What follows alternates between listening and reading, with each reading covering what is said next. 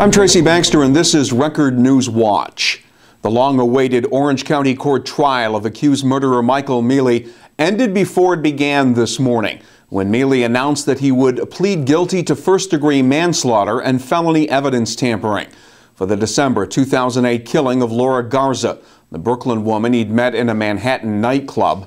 Mele told prosecutors he brought Garza to his town of Wallkill apartment, where he admitted to suffocating her, then stuffing her body in a laundry basket and dumping it in a field near Scranton, Pennsylvania. As part of the negotiated plea arrangement, Mele will be sentenced to 23 years in prison when he returns to court March 6th. One of Mele's attorneys, Craig Stephen Brown, said his client's decision to plead guilty to manslaughter and not face a murder trial came with the knowledge that prosecutors were preparing to present thousands of pages of evidence documents during a trial. Over a course of time, we engaged in a risk versus reward analysis, evaluated the evidence that we believe they had against him, and he decided that it was in his best interest to admit. Because he gets less time in jail? He was facing 25 to life on a murder in the second degree, and then 4 consecutive 1 1/3 to 4 sentences on tampering charges. So technically he was looking at 5 1/3 to 16 plus 25 to life. So this is closure for both him and for the Garza family. There will be no appeal? There can be no appeal. He waived his right to appeal in open court. Right. And the family knows definitively that he did this. They were in the courtroom, they were able to hear his allocution, his admission, and we're happy that they have closure.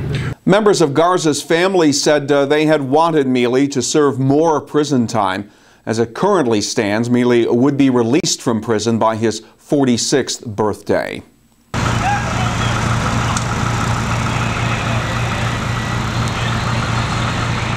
This afternoon, firemen from at least 9 area departments were continuing to battle a 4-alarm blaze that ripped through a commercial building on East Main Street in the village of Washingtonville. The fire erupted in a 3-story structure that reportedly housed Antonio's restaurant and bar. Several other adjoining commercial businesses were impacted, as well as a number of apartments on the upper floors. Word from the scene was that a firefighter was hurt. No initial report on a possible cause or the overall extent of damage. New York State electric and gas companies begun sending precautionary notifications to their customers, alerting them to an incident that dealt with unauthorized access to their customer data. According to NYSEG officials, the situation involves an employee at an independent software development consulting firm which allowed unauthorized access to one of the company's customer information systems containing social security numbers, dates of birth, and in some cases financial institution account numbers. NYSEG says to this point there is no evidence that any customer data has actually been misused or that there was any malicious intent. This is the handiwork that's been popping up on buildings, street signs, mailboxes, and other fixed objects throughout Port Jervis. And city police are hoping to catch the culprit or culprits who've been spray painting the word beast in stylized lettering with a smiley face next to it. Anyone with information about the graffitis has to call Port Jervis Police at 858-4003. All calls will be kept confidential.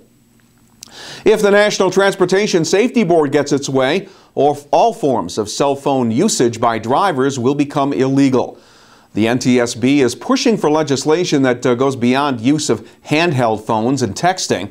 The bill they're seeking would also cover what New York State law doesn't cover: the use of hands-free systems. The only exception would be in emergency situations. Opponents say the NTSB proposal would prove extremely difficult for police departments to enforce. And in case you didn't know, today is National Pie Day, and Sunday, for the 2nd straight year, Noble Pies of Warwick found their own unique way to celebrate with a pie-eating contest. A group of local pie lovers stepped up to the table, put their hands behind their backs, then got up close and personal with a blueberry pie, guaranteeing a messy 10 minutes of pie eating. After the remnants were weighed and the contestants cleaned up, Brian Pahucki of Pine Island was declared the winner. What was your pie eating strategy here today? Light breakfast, a lot of snow work yesterday to build up an appetite, shoveling, sleigh riding with the kids, snow blowing, so I think it came in handy today. And once you started eating, what was your game plan?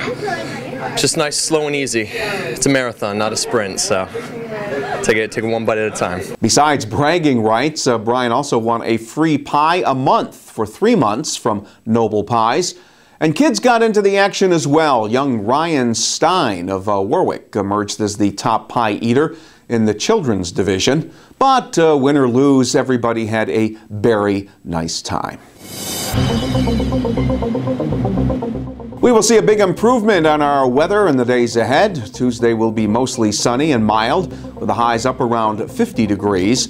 More sunshine in the forecast for Wednesday, but temperatures won't climb much higher than 40 degrees.